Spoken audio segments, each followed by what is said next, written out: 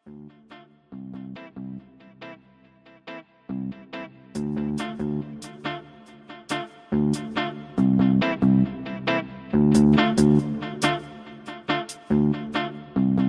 herrian zergatik dago emakumeen etxe bat? Emakumeen jabetze prozesua eman behar dela modu kolektibo eta politiko batetan. Pues es el sitio donde me puedo reunir con otras mujeres, pues eso, para llevar adelante nuestra lucha de mujer. Bat, bi, hiru, lau!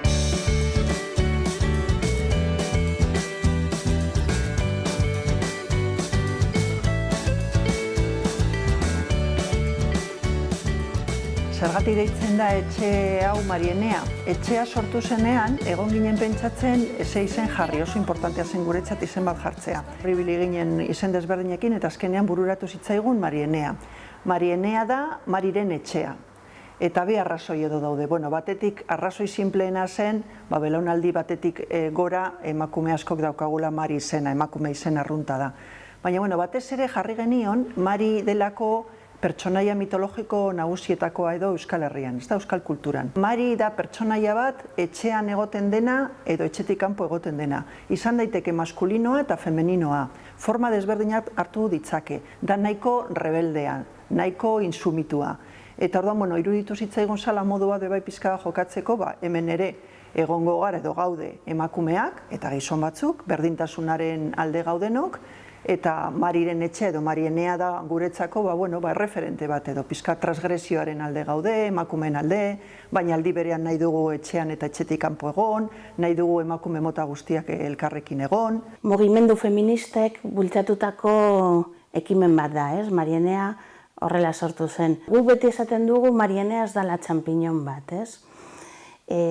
Badaudelako, basaurin badaudelako, emakumeek bultzatutako beste egitasmo batzuk, adibidez, emakumentzako informazio zentroa, planifikazio zentroa, eta guretzako gauza esen gauza berri bat, ez?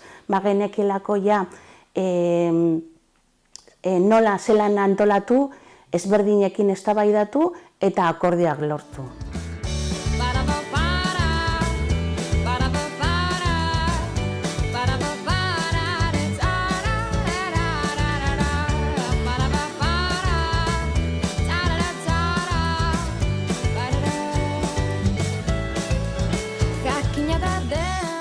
Gure lanetik zerbait nabarmendu behar badut, nik bigi estrategia azpimarratuko nituzke. Alde batetik, sarean egiten dugu lana, eta bestalde, laborategian lan egitearen beharra eta erabakia. Lehenik, aipatu behar dugu Bizkaiko Jabekuntza Eskolen sarea. Bigarrenik, emakumeen etxeen sarea, espazio propioa izatea da, eta horrek dakarren beharra eta onurak, berdintasun politika publikoen konpromisua finkatzeko eta mugimendu feministarekin harremanak indartzeko ere. Eta bigarrenik aipatu genuen bai, laborategian lan egitearen erabakia hartu genuelako oso interesgarria iruditzen zitzaigula, berdintasun politika publikoak eguneroko esperientzia baloratuz eraikitzen ditugula eredu propio bat dala, ez? Eta horregaitik hasieratik martxan jarri ditugu zerbitzu, programa eta baliabide desberdinak.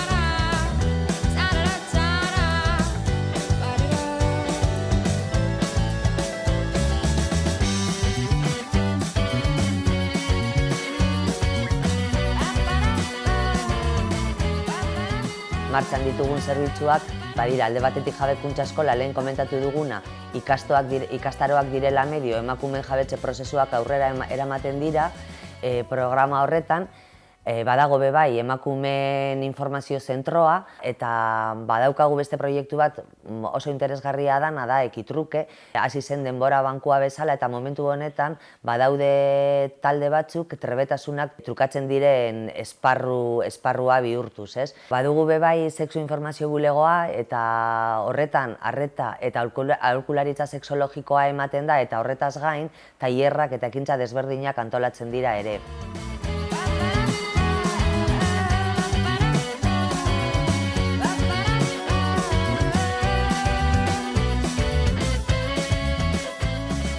mochila que decimos que llevamos, mis vivencias, mi historia familiar y personal, pues me hizo dirigirme hacia este camino, ¿no? Que no necesité empezar a estudiar nada relacionado con la igualdad y la violencia, ni ver en los medios de comunicación esta realidad para darme cuenta de que las mujeres, por el simple hecho de ser mujeres, pues estábamos en una situación de subordinación y que éramos discriminadas y violentadas, ¿no?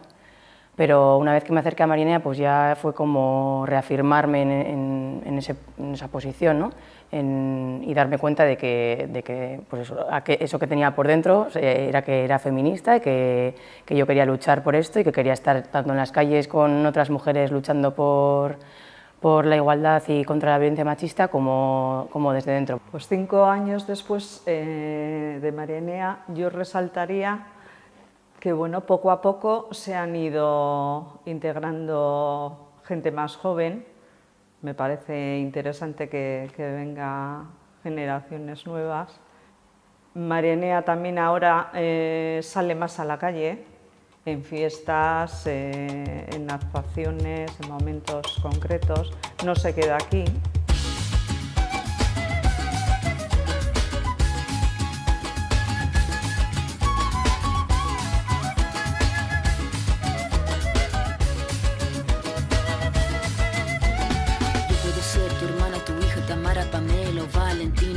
Ser tu gran amiga, incluso tu compañera de vida. Yo puedo ser tu gran aliada, la que aconseja y la que apaña. Yo puedo ser cualquiera de todas, depende de cómo tú me apodas. Pero no voy a ser la que obedece, porque mi cuerpo me pertenece. Yo decido de mi tiempo, como quiero y donde quiero. Guretzat artea sentsibilizazio eta kontzientziarako tresna da, eta azkenean gure helburua feminismotik plazaratzea da, artea eta musika aldarrikatzeko modu bat bezala, ez? Gu saiatzen gara azkenean errebindikazio egunetan kalera irtetzen eta emakumearen indarra aldarrikatzen, bebai, ez? Martxoak 8, azaroak 25 bezalako egunetan. Porque yo siempre pienso que Marinea es la base de las Capris, ¿no?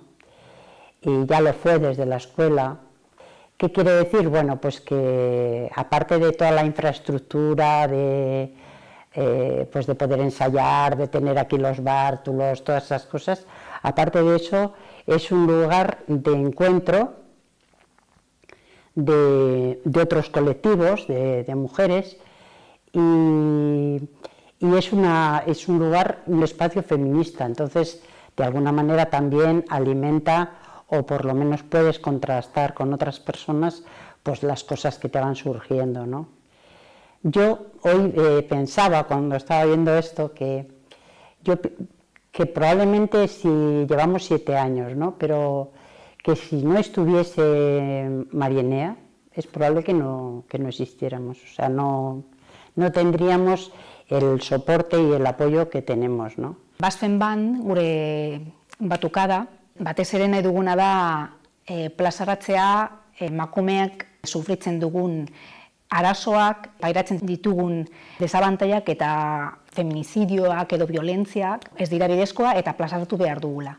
Beraz, danborrak indarrandia daukate emakume bakoitzari bere prozesuan, garapen prozesuan aurrera doa. Eta gerota jabetuagoa gaude, gerota seguruago gaude, eta irudi hori, plazaratzen dugun irudi hori, bai banakakoa, bai talde bezala, indar handia dauka.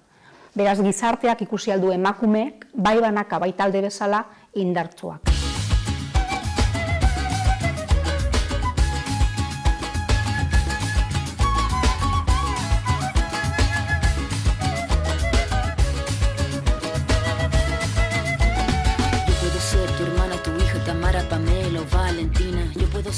Etxe barruan motor talde bat existitzen da, motor taldea deitzen dioguna, ez? Eta normalean, noizean egian behin edo biltzen gara, proiekturekiko lotura duten gaiak lantzeko. Talde hori irekia eta anitza da, emakume guztiei zabalduta, nahiz eta talde batetan antolatuta ez egon. El Consejo de Igualdad está formado por 9 asociaciones de mujeres y feministas de Basauri. Todas somos grupos diferentes, con diferentes mujeres con diferentes ideologías, mujeres de diferentes edades, de diferentes nacionalidades, y que a todas nos une el feminismo. Y nos reunimos y debatimos y siempre, aun siendo diferentes, siempre llegamos a acuerdos.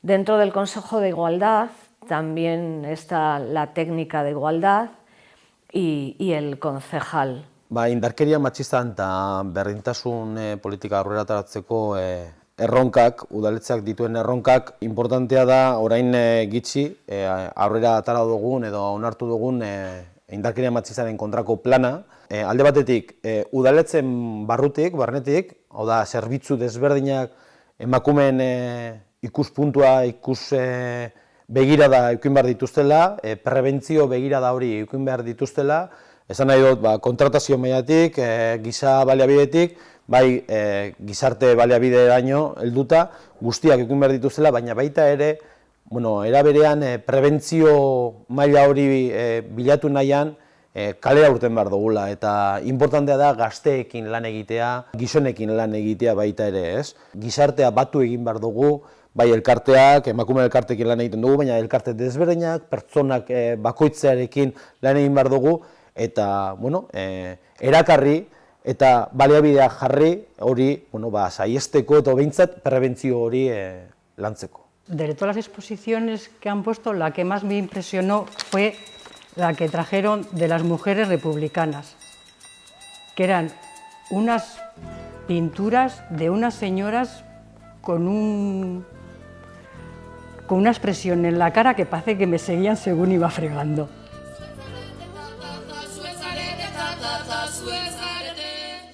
Guretzat Marienea feminismo aldarrikatzeko esparru bat da.